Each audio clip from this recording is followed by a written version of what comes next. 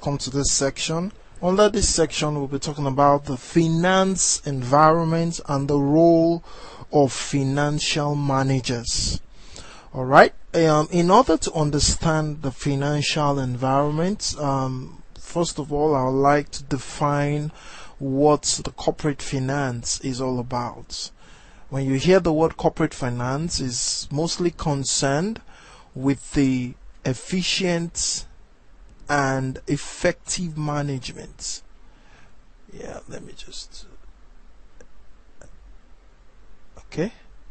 Efficient and effective management of finances within an organization. Your financial implication or your financial objectives has to be matched with the overall vision of the organization, and it has to be well planned.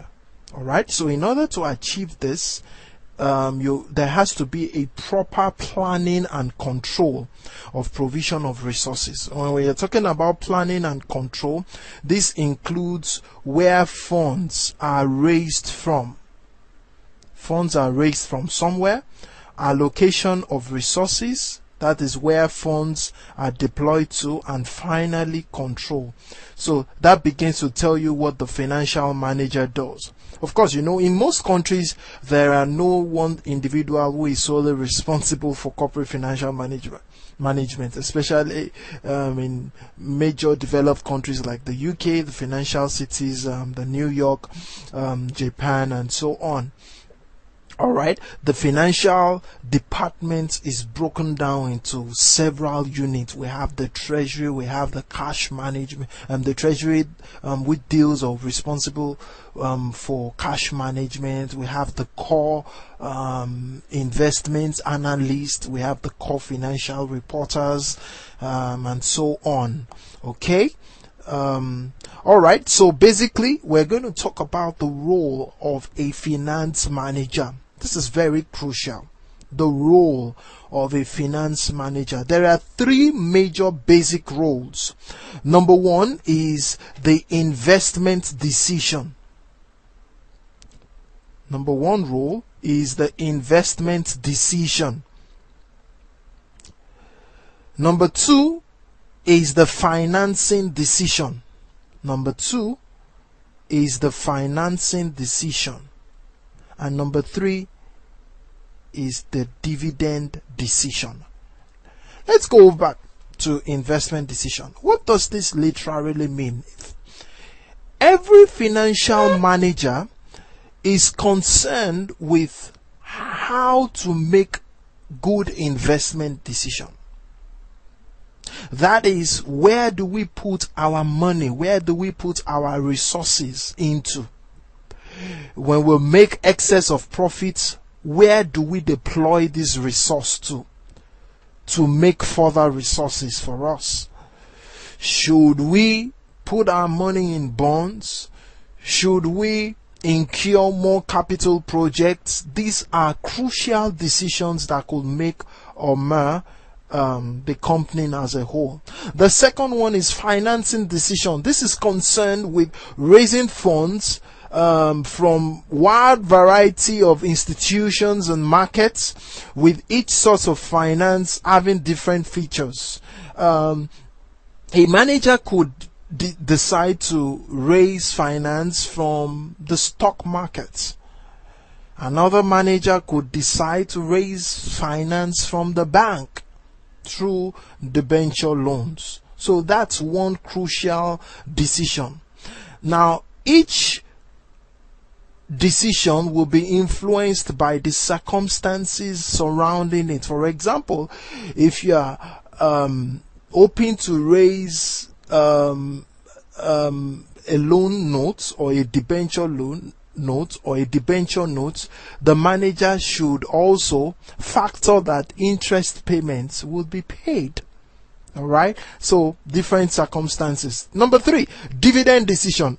At some point in time, the manager will be concerned with how much of funds it will retain at a particular period to be able to pay shareholders. You know ultimately that shareholders are the owner of the company. They're the true owners of the company.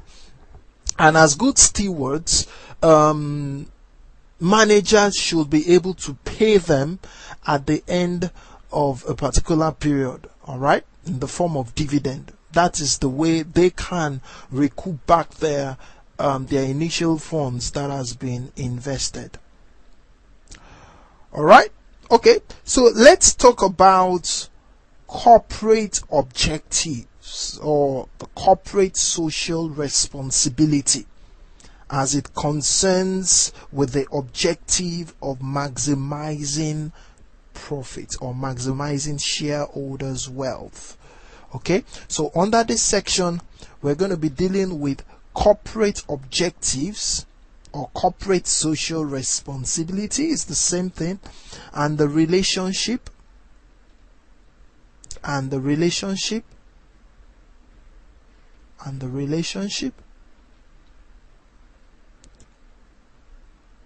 with maximizing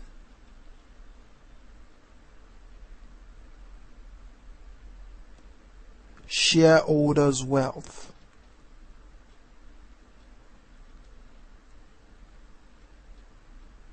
Shareholders' wealth. All right. Corporate social responsibility. I'm sure you have heard about this word several times.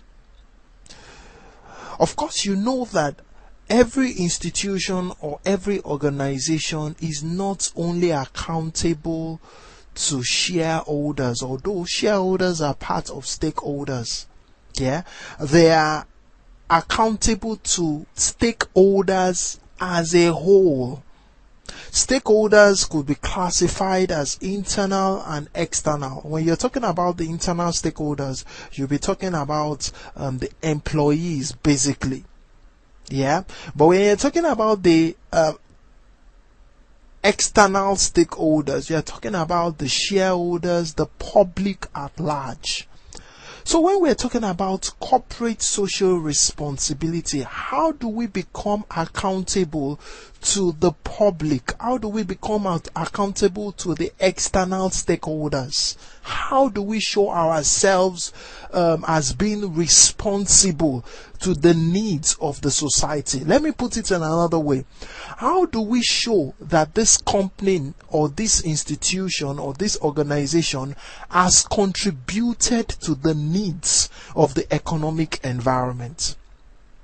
For example, let's say a company AYBC Limited has just recently supported 5,000 students by paying their scholarship or by paying their school fees for the next 5 years. It's an example of social responsibility. Some organizations even go ahead as far back as building roads, as far as building roads, creating social amenities, helping to improve the standard of health care. It is not their primary objective to do so. That is secondary, but they are taking this as part of their vision, and this is what we refer to as corporate objectives or corporate social environment, corporate social responsibility. You should know that the owners of the company are shareholders, and the primary objective of corporate finance are usually stated by maximizing shareholders' wealth. Please take note of this. The primary objective of corporate finance is to maximize shareholders' wealth. When is shareholders' wealth maximized? When they receive their wealth or when they receive dividend. Very important. And capital gains. When they receive dividend and capital gains, shareholder wealth will be maximized. Please take note of that. When they receive good dividend, and capital gains. What do we mean by capital gains? Capital gains will arise when an asset such as shares is sold and a gain is realized. So when they are able to take their shares to the stock market or the secondary market and sell and make good gain, shareholders' wealth would have been maximized. Please take note of that. All right? Okay, so alternatively, the company or the shareholders' wealth maximization also exists due to the existence of number of interest groups, and that was what I was trying to explain, and stakes in the company who have differing views. What I mean by differing views there is they all have different views on what the company should achieve. However, companies do have to consider other stakeholders which may adopt other several objectives. Now, just like I was saying, these other stakeholders, for example, like the public at large, will want the community to be developed. They will want good social infrastructures. They will expect that the company does that or provides that for them. But you should know that this objective is somehow conflicting with shareholders' maximization. Why did I say that? Like I explained the previous just a while ago, that shareholders will want their wealth to be maximized by increased dividend, one. Number two, increased capital gain. If you want to achieve that, you may be jeopardizing the interest of other stakeholders group, like the public. Because if you spend a lot of resources trying to please the public, the shareholders who are the true owners of the company may not have enough dividend to play with at the end of the year, or to possess at the end of the year. So those two objectives are somehow conflicting. Alright, so other objectives of the company, I'm not going to spend time here. Maximization of profits. They want to maximize profits, and please take note that profit maximization occurs when marginal revenue equals marginal cost. But there are three fundamental problems with profit maximization. Number one, it concerns the time scale over which profit should be maximized. When you're saying that profit ought to be maximized, most often times we don't attach time to that. Alright?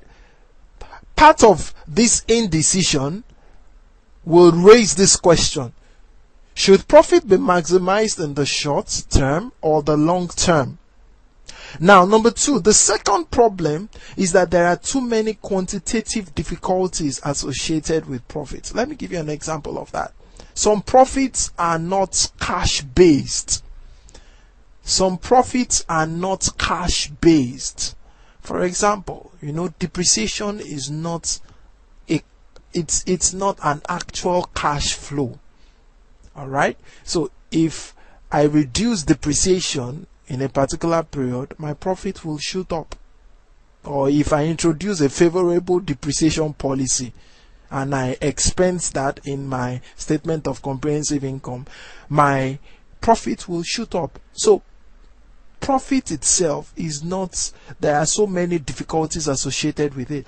Number three, maximization of profit does not take account of risk in terms of inflation that might occur. Taxation issues, taxation issues will be factored in, but major risk like inflation and so on. Alright, so other one includes maximization of sales, pursuing sales to meet the overall company objective. Number three, survival.